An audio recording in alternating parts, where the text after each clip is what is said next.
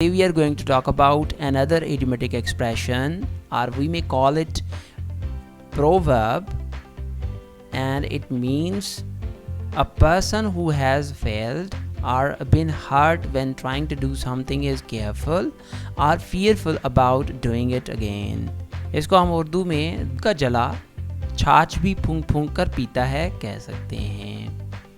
How we are going to use it in sentences like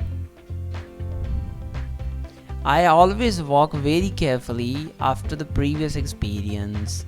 Once bitten, twice shy. So we have used here this idiomatic expression in the sentence. Here is another sentence. I will never work with Peter again. He expects everyone to do the work on his behalf. Once bitten, twice shy. So this is how we are going to use this idiomatic expression or proverb in the sentences.